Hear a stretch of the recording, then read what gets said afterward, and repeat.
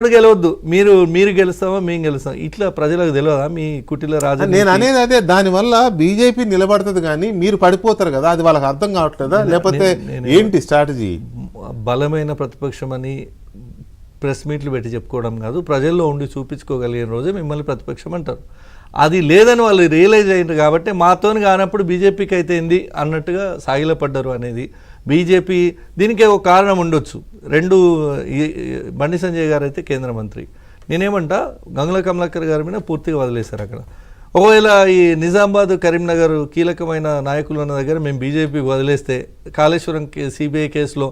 4 రోజులలో మాకు ఇవ్వండి సిబిఐకి ఇవ్వండి 4 రోజులలో అరెస్ట్ చేస్తామని అప్పట్లో సవాళ్ళు చేశారు కిషన్ రెడ్డి గారు సంజయ్ గారు వీళ్ళందరూ కూడా బీజేపీ అగ్రనాయకుల గురించి మాట్లాడారు అంటే ఈ కేసుల గురించి ఏమైనా అండర్స్టాండింగ్ వచ్చిరా అనే అనుమానం కూడా కలుగుతుంది వికే గారు అంటే రేపొద్దున సిబిఐ కేసీఆర్ని ఏ రోజుకు అరెస్ట్ చేయకుండా ఒప్పందమా ఎందుకంటే గతంలో వాళ్ళు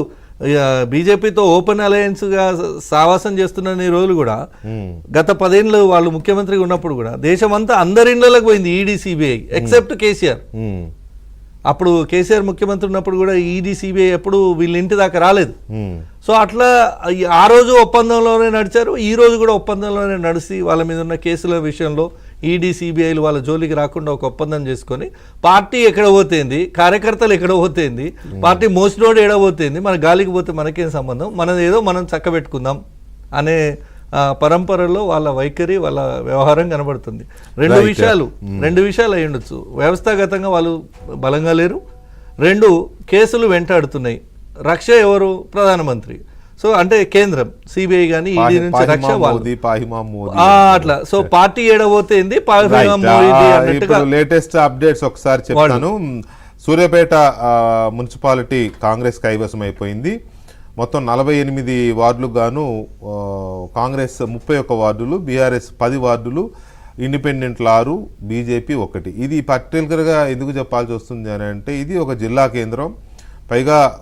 ఉమ్మడి నల్గొండ జిల్లాలో ఒకే ఒక ఎమ్మెల్యేగా జగదీశ్వర్ రెడ్డి గారు ప్రాతినిధ్యం వహిస్తున్న సూర్యాపేట అది కాంగ్రెస్ కైవసం చేసుకున్నది ఇక మంచిర్యాల కార్పొరేషన్లో కాంగ్రెస్ పార్టీ దూకుడు మీద ఉన్నది మొత్తం 60 డివిజన్లకు గాను ఇప్పటికే 18 డివిజన్లలో కాంగ్రెస్ పార్టీ గెలిచింది బీఆర్ఎస్ 6 బీజేపీ 2 చోట్ల మాత్రమే గెలిచింది